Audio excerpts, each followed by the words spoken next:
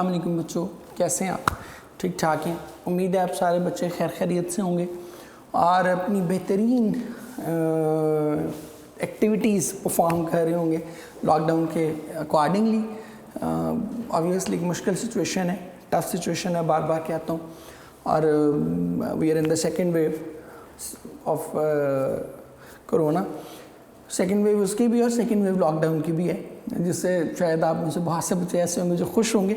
और खुश होना को मतलब बुरी बात नहीं है, इट्स क्वाइट नेचुरल। हम लोग भी, हमें भी अगर छुट्टी मिलेगी तो हम क्या होंगे? ऑब्वियसली खुश होंगे।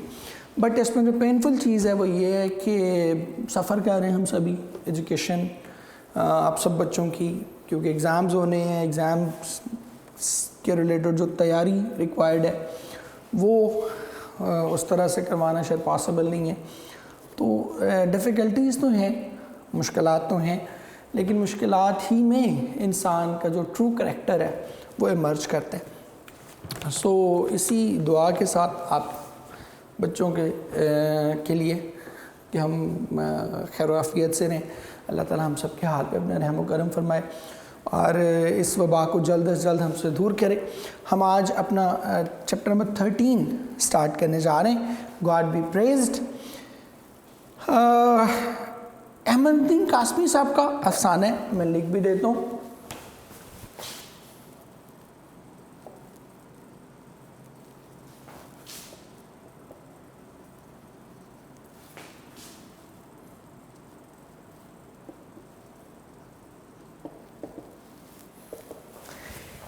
अहमदुद्दीन कासमी एक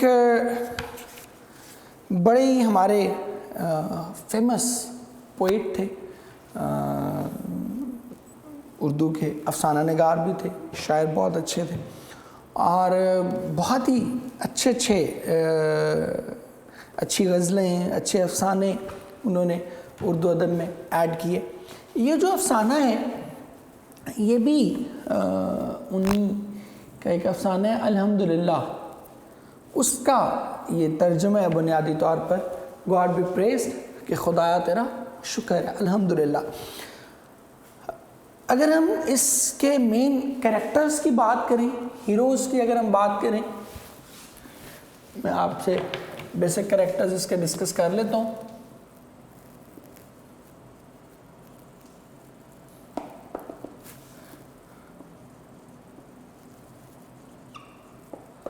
तो मौलवी अबुल बरकत है एक शख्स जो कि बुनियादी तौर पर हीरो या लीड रोल परफॉर्म कर रहे हैं। अब मैंने आपको बताया था कि चैप्टर नंबर 11, 12, 13 ये बुनियादी तौर पे हमारे वो चैप्टर्स हैं जो कि गरीब लोगों की, जो डाउन ट्रोडन क्लास है, जो महरूम तबकात है, बल्कि 14 भी, चैप्टर नंबर 11, 12, 13, 14 ये चारों चैप्टर्स जो महरूम तबकात हैं उनकी कहानी ये बयान करते हैं। ऑलरेडी इसमें से हमने 2-3 तो पढ़ लिए, तो अब ये पढ़ने जा रहे हैं। ये आपको जैसे मैंने बताया, जो अभी आपसे बात हुई कि एक पिसा हुए तबके से इसका ताल्लुक़ है, तो इसमें आपको हीरो वो नहीं मिलेगा को बड़ा खूबसूरत, बड़ा जी नीली आँखों वाला, कोई ख्वाबों का शहज़ादा, ठीक है, और भी घोड़े पे अर्तुगल बन के आता हुआ हीरो नहीं आपको नज़र आएगा। इसमें हीरो बड़े ही कॉमन, बड़े ही average middle class person, low middle class का शख्स, ठीक है, जिसके घर में गुर्बत है, जिसके घर में महरूमी है, जिसके ज़िंदगी में परेशानी है, जिसके घर में टेंशन्स हैं, वो हीरो आपको मिलेगा। और ये अहमदुद्दीन कासमी साहब का एक अंदाज़ है कि वो हीरो आम पब्लिक से लेते हैं। उनके हीरोज़ को सुपर नेचुरल नहीं है, कोई बादशाह नहीं है, कोई बड़े अमीर लोग नहीं हैं। उनके हीरोज़ कौन है? हम हैं, आप हैं, बल्कि हम आपसे भी जो महरूम तबकात हैं, हमारी निस्बत भी जो तंग हालात में, बुरे हालात में ज़िंदगी गुजार रहे हैं, वो उसका बेसिकली टॉपिक है। लेकिन फिर आपको एक क्वेश्चन यहाँ पर आपका बनता है, जो मैं इधर लिख देता हूँ।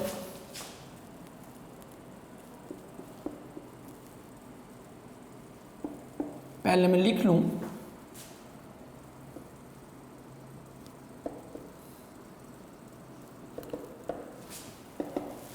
कि अगर हालात ऐसे हैं, एक तंग दस्त, एक मुफलिस, एक महरूम शख्स अगर हीरो है, तो फिर टाइटल गॉड भी प्रेज्ड क्यों है? अल्हम्दुलिल्लाह, शुक्र अल्हम्दुलिल्लाह।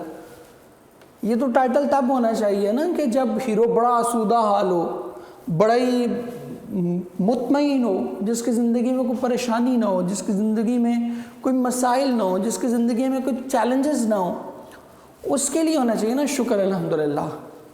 नॉर्मली हम क्या करते हैं, शुक्र कब करते हैं? कि जब हर चीज़ अकॉर्डिंग टू द प्लान चल रही हो, तो हम क्या कहते हैं, या अल्लाह तेरा शुक्र है। तो यहाँ उसका कुछ भी अकॉर्डिंग टू द प्लान नहीं चल रहा। अभी हम इसको डिटेल से डिस्कस करते हैं, ठीक है। तो कुछ भी उसके प्लान के अकॉर्डिंगली नहीं चल रहा, बट फिर उसका टाइटल अल्हम्दुलिल्लाह क्यों है, ये हम इसमें देखते हैं। एंड पे इसको डिस्क्लोज करूँगा, थोड़ा लेंथी चैप्टर है, 5-6 दिन हमें लगेंगे। एंड पे डिस्क्लोज करूँगा कि ऐसा क्यों है। आगे देखें जी, ये क्या है, नाम से मैंने बता दिया, मौलवी ऑफा विलेज। एक गांव है, उसका एक मौलवी है।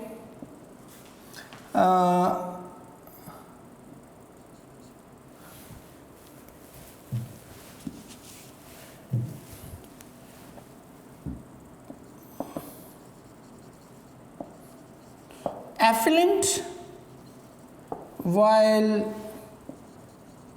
he was जब बैचलर था, कमारा था, तो बड़ा वेल्दी था।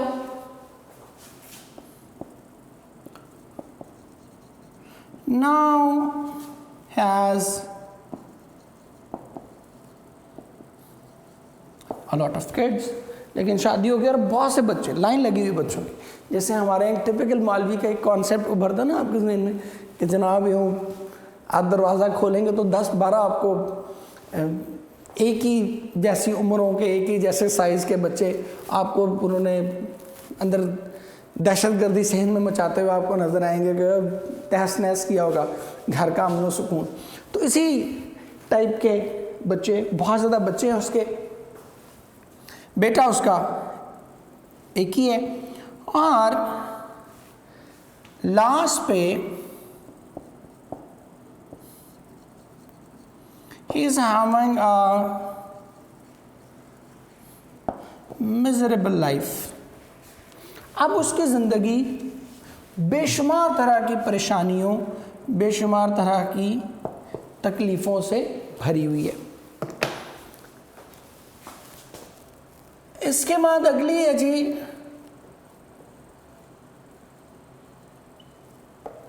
ज़ेबुन्निसा। ये दूसरा कैरेक्टर है। ये वाइफ ऑफ द मौलवी, मौलवी की बेगम है। Teachers Quran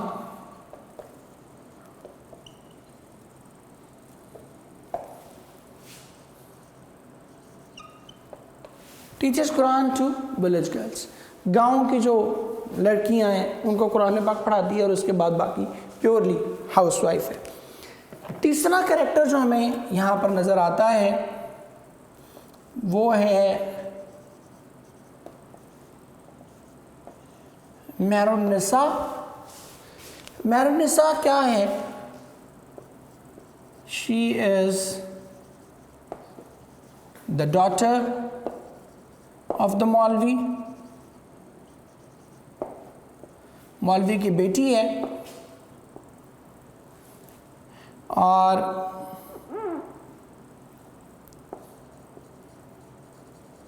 married to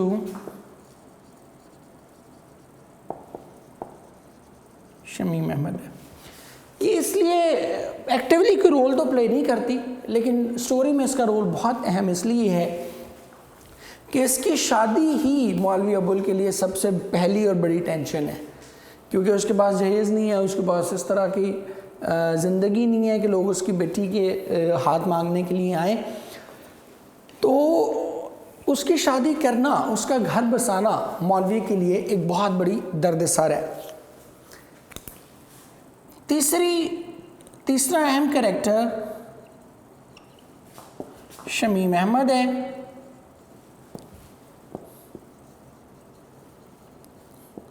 He is the student of the मौलवी, मौलवी का स्टूडेंट है।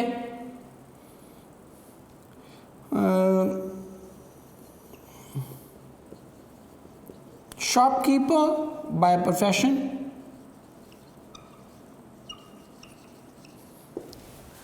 एक कपड़े की छोटी सी दुकान चलाता है, और ultimately he is the son-in-law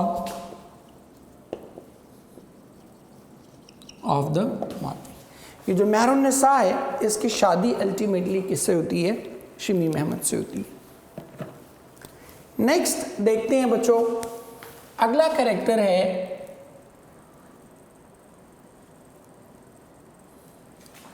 Chaudhary. अगला कैरेक्टर चौधरी फतेहदाद है। ये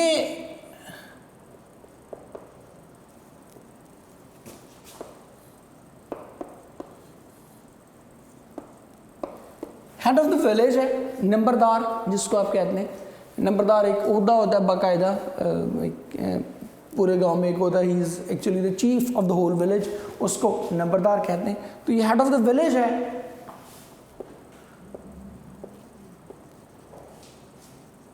मेंबर ऑफ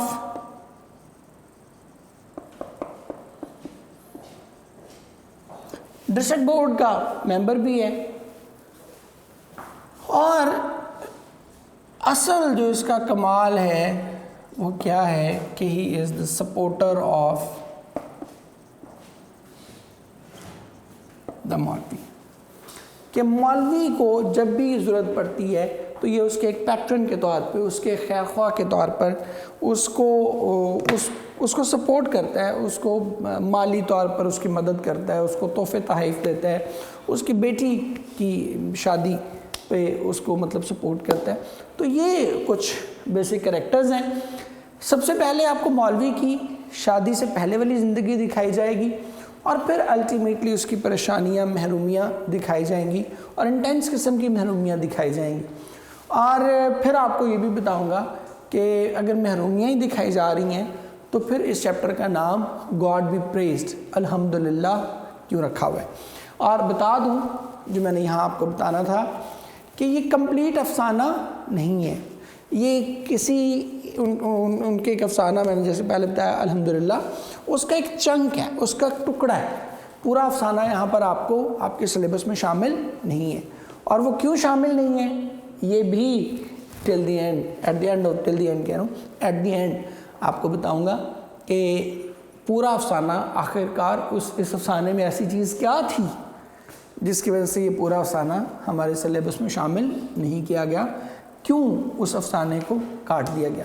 इसका टाइटल भी जस्टिफाई करेंगे और पूरा अफसाना ना शामिल करने की वजह भी जस्टिफाई करेंगे। अब हम आते हैं जी इसकी रीडिंग पर।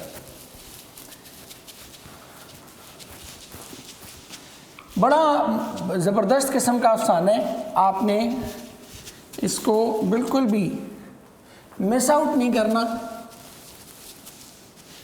क्योंकि इस अफसाने की जो ख़ास बात है वो ये कि अफसाने का mood during the short story या एज यू प्रोग्रेस, जो आप इसको पढ़ते जाएंगे, इसका मूड, सिचुएशन, कंडीशन, हालात बदलते जाएंगे। ठीक है, उन्हें है ना, जज्बात बदल दिए, हालात बदल दिए, मारो भाई मुझे मारो। ठीक है, तो ये आपको इस टाइप का अफसाना है कि जिसमें आपके हालात, जज्बात बदलते जाएंगे। यही आप सारे बच्चों से कहूँगा कि इसको मिस आउट ना कीजिएगा।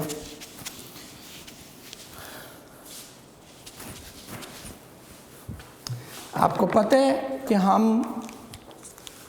यहाँ पर अपने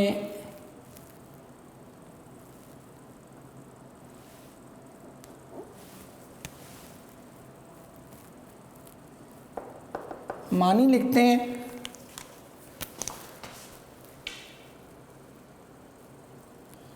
इधर हम अपने सिनोनिम्स लिखते हैं और यहाँ पर अपनी जो ग्रामर वाला पोर्शन है अब वो करते हैं। सो स्टार्ट करते हैं बेटे।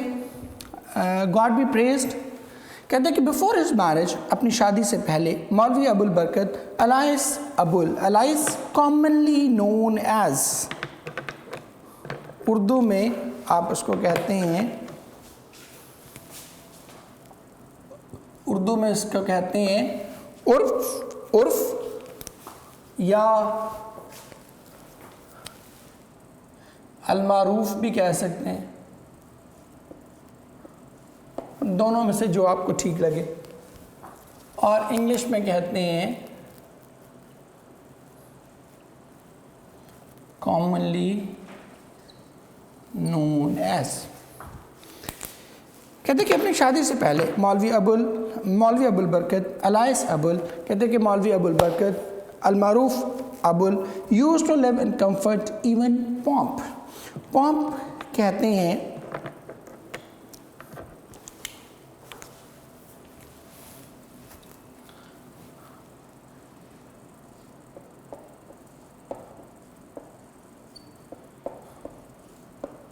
शान शौकत, इंग्लिश में आप इसको कहेंगे लग्जरी। ठीक है, अब वैसे पॉप का मतलब होता है ऐशो इशरत, लेकिन अब चूंकि मौलवी साहब हैं तो मौलवी साहब के लिए हम अल्फाज का इस्तेमाल बड़े ध्यान से करेंगे। उनकी जो लग्जरी है उसको हम ऐशो इशरत नहीं कहेंगे, उनको क्या कहेंगे, शान शौकत कहेंगे। कहते कि अपनी शादी से पहले मौलवी अबुल बरकत अलमारूफ मौलवी अबुल इंतहाई आरामदेह अंदाज में, बल्कि किसी हद तक शान शौकत से रहता था। ऑन हिज हेड, अपने सर पर, ही वोर अ लाइट ब्राउन टर्बन। टर्बन कहते हैं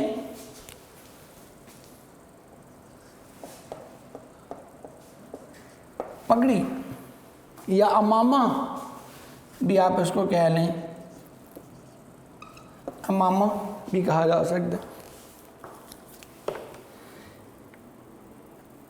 ऑन हिज हेड, अपने सर पर, ही वोर अ लाउड ब्राउन टर्बन, वो हल्के भूरे रंग की एक पगड़ी बांधे रखता, नोन एज मशदी लुंगी, जिसे मशदी लुंगी कहा जाता था, because it originally came from Mashhad in Iran.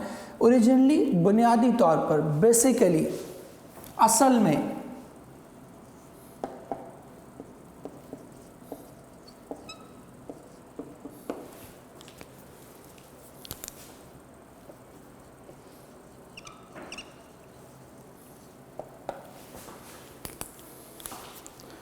Because it originally came from Mashhad in Iran, क्योंकि ये बुनियादी तौर पर ईरान के शहर मशद से आई थी। ईरान का बड़ा पॉपुलर शहर है मशद, वहाँ से बेसिकली ये बिलोंग करती थी, तो इसलिए इसको क्या कहते थे, मशदी lungi. The gilded tip of his cap, tip कहते हैं सिरा, नोक, गिल्डेड कहते हैं गोल्डन, उर्दू में आप इसको कहेंगे सुनहरी, इंग्लिश में आप इसको कहेंगे golden. The gilded tip of his cap, कहते कि इसकी टोपी का सुनहरी सिरा, used to shine brightly above the turban, इस पकड़ी के, इस अमामे के ऊपर से चमका करता था। ही always carried a walking stick, कहते कि वो हमेशा अपने साथ वॉकिंग स्टिक को उर्दू में हम कहते हैं लाठी भी कह सकते हैं, लेकिन असा कह लें तो और भी ज़्यादा अच्छी बात। He always carried a walking stick, a sort of a scepter, असा, कहते कि वो हमेशा अपने साथ एक लाठी अपने साथ चलने के लिए एक लाठी रखा करता था, a sort of a sceptre, जो कि एक तरह का असा था, with decorative bands of brass and gilt. Brass and gilt सुनहरी छल्ले, बैंड्स कहते हैं छल्ले, डेकोरेटिव खूबसूरत। कहते कि वो चलने के लिए अपने साथ हमेशा एक लाठी रखा करता था जो कि एक तरह का असा था, with decorative bands of brass and gilt, जिस पे तांबे के सुनहरी रंग के सजे हुए छल्ले चढ़े होते थे। फॉर हिज हेयर, अपने बालों के लिए, ही यूज्ड फ्रेगनेंट ऑयल। फ्रेगनेंस कहते हैं खुशबूदार, फुल ऑफ फ्रेगनेंस, ठीक है, उसको आप कहते हैं फ्रेगनेंट। अब हमारे यहाँ तो सारे ऑयल फ्रेगनेंट ऑयल होते हैं, लेकिन उस दौर की, जिस दौर की ये बात कह रहे हैं, उस वक्त फ्रेगनेंट ऑयल, खुशबूदार तेल जो वो वाइट कलर का होता है, जिसमें कोई भी आपको सरसों के तेल की उस तरह से नहीं एनोइंग स्मेल नहीं आ रही होती, तो उसको फ्रेगनेंट ऑयल कहते हैं। कि अपने बालों के लिए वो खुशबूदार तेल इस्तेमाल किया करता था। It's sweet pungent smell, pungent कहते हैं तीखी, तेज,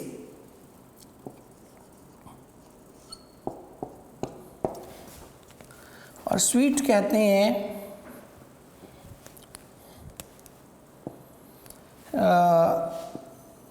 पहले मैं इसका इंग्लिश में लिख दूं, शार्प,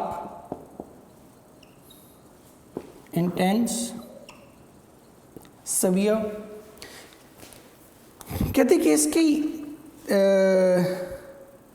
तीखी और मीठी खुशबू, lingered in the village lane, lingered कहते हैं फैल जाना,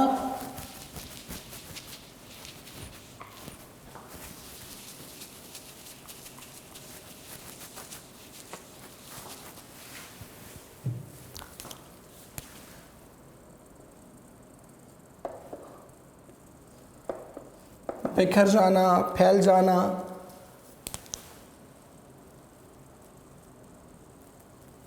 स्प्रेड, ठीक है, उस कॉन्टेक्स्ट में इसको यूज़ करते हैं। Its sweet pungent smell lingered in the village lane, कहते कि इसकी तेज़, इसकी तीखी और ख़ूबसूरत खुशबू गांव की गलियों में फैल जाया करती। When ever he walk through them, जब कभी वो इनसे गुजरा करता, कि उसके जब वो गलियों से गुजरा करता तो इसकी मीठी तेज़ खुशबू गांव की गलियों में फैल जाया करती। मौलवी Abul had slightly bulging eyes, bulging कहते हैं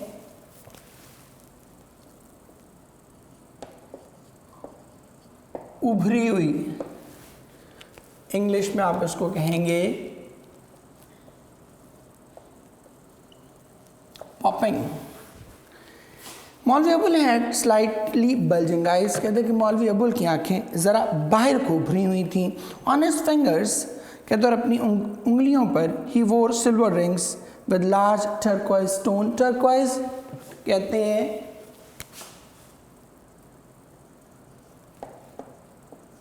फिरोज़ा, एक पत्थर होता है, ठीक है, आप बहुत सारे बच्चे आपने देखा होगा, पहनते भी होंगे, शायद कुछ बच्चे मेल्स पहनते हैं।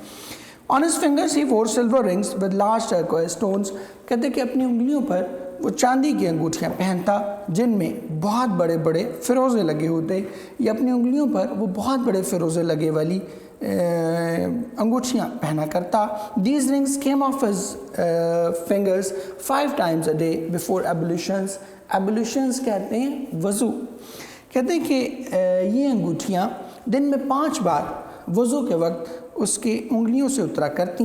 And yet no change was ever observed in the order in which they were worn. Order कहते हैं तरतीब, स्टाइल, कहते हैं लेकिन इसके बावजूद उनके पहने जाने की तरतीब में किसी किस्म का फ़र्क नहीं आया था।